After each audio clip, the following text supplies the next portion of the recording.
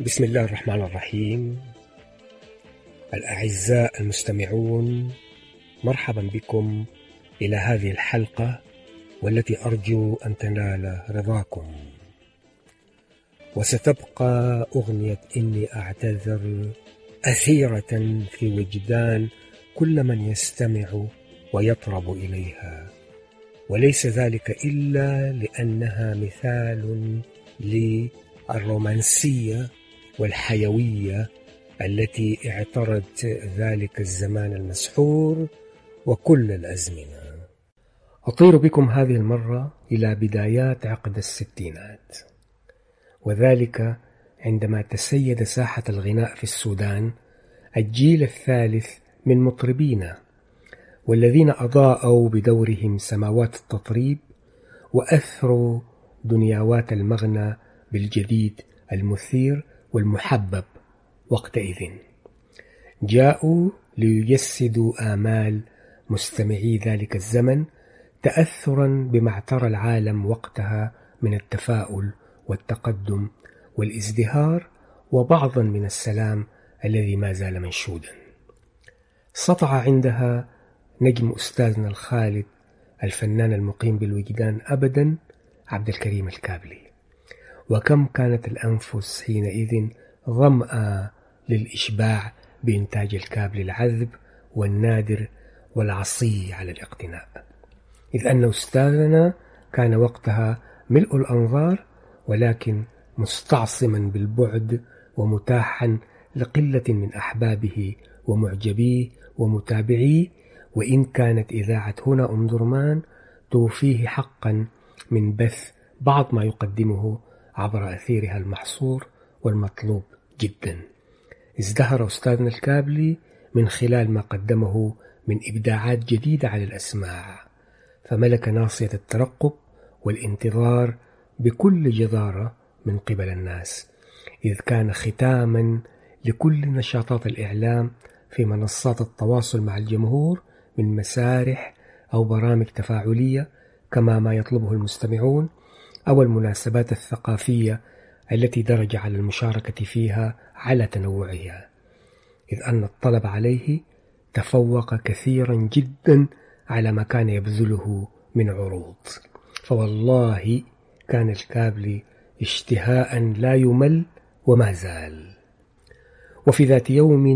من العام 1963 أطلت أغنية إني أعتذر على آفاق السودان. أطلت لتملأ الحواس دهشة وتحتل القلوب سحرا متصلا، وتتمدد برقتها على كافة حوامل التسجيلات المحدودة حينها عند الناس، فلم يخلو أي منزل به جهاز تسجيل في داخل السودان من نسخة لتلك الدرة، بل وأضحى إكرام الزوار لمنازل الأسر السودانية خارج حدود الوطن لا يكتمل إلا بتلعيب ألحانها الآسرة وكلماتها المبتكرة على أسماعهم لتسبق الطعام والشراب. واغتنت جراء ذلك شركة جرونديك الألمانية بانتشار منتجاتها، خاصة شرايط الريل، لتحمل حبيبة عمري فخرا طيها وأحرفا أنيقة على أغطيتها بحبر أزرق نبيل. نعم يا أعزائي، كانت حياة حقبة ستينات القرن الماضي كذلك تزهو وتختال بشدو الكابلي وتطريبه الراقي والأنيق، خاصة بتلكم السيمفونية الخالدة. أسمحوا لي الآن أن أسمعكم تسجيلا نادرا جدا لها كما بدت في ذلك العصر، ومن احتفال عائلي خاص جدا بمنزل أسرة أم درمانية عريقة ارتبطت وثيقا بأستاذنا الحبيب الكابلي، فكانت فرحتهم لا تكتمل إلا بمشاركته، ولا يشدو هو بكلياته إلا بينهم، وبمصاحبة كمان الأستاذ الماهر جدا محمدية وإيقاع المزارع الفريد. وهكذا كانت قصيدة مولانا الحسين الحسن إني أعتذر أو حبيبة عمري كما اشتهرت به، كانت تغنى وتطرب لتسود وتبقى.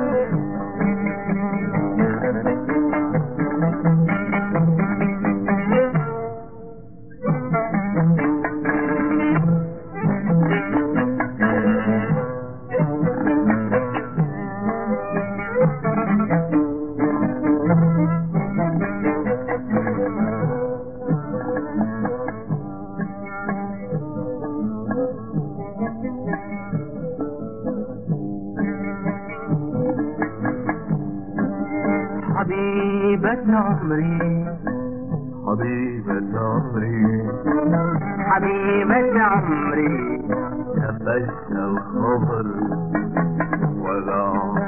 وعم الفراق والحبر وكنت أقمت عليه خصونا وخبأته من فضول البشر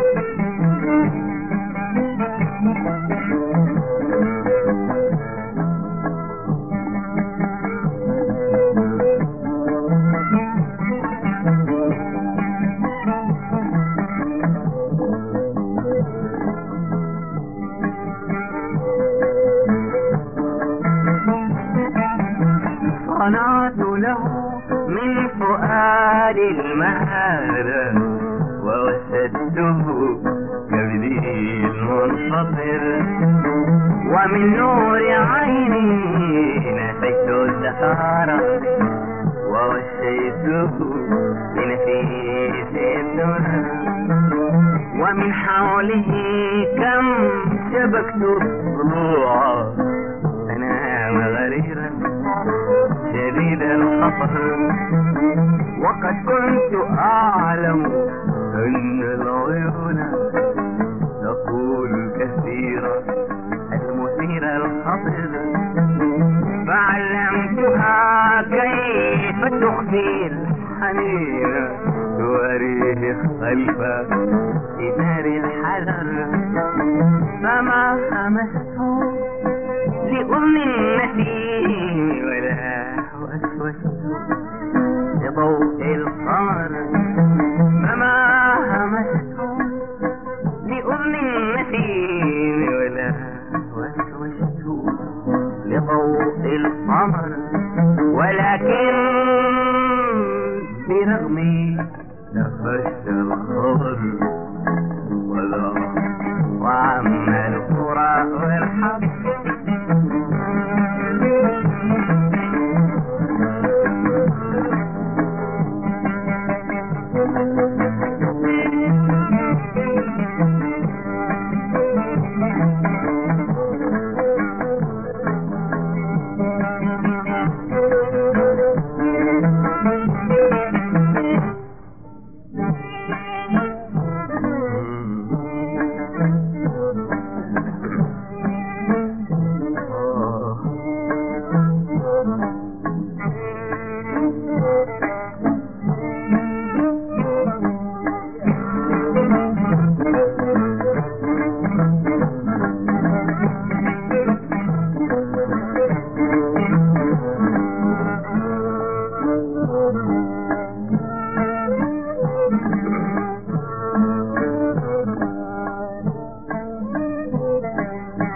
حبيبة قلبي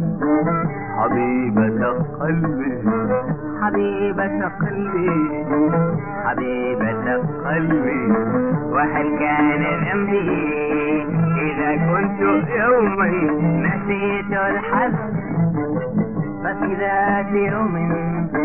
رقيق النسيم ففي ذات يوم رقيق النسيم كثير الغيوم قصير العمر ذكرت مكانا عزيزا عليا ذكرت مكانا عزيزا عليا وأنت به وأنا والأخر ذكرت حديثك ذاك الخجولة ذكرت حديثك ذاك الخجولة وصوتك الشاب منها الخطر حبيبة قلبي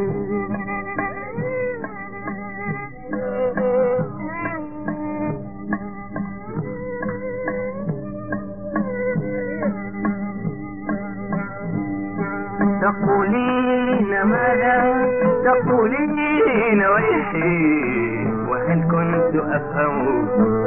حرفا يمر تقولين ماذا تقولين ويحي هل كنت أفهم حرفا يمر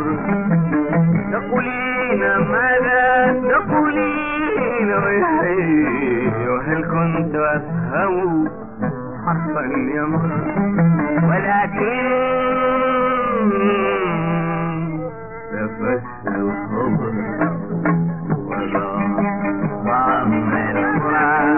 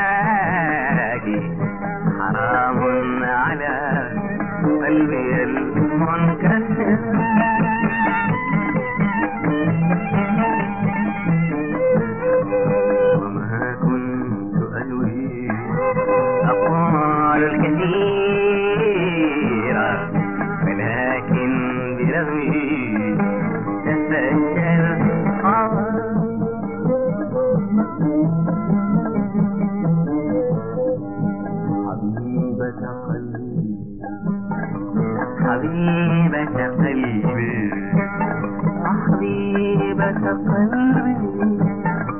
حبيبة قلبي وهل كان ذنبي إذا كنت يوما نسيت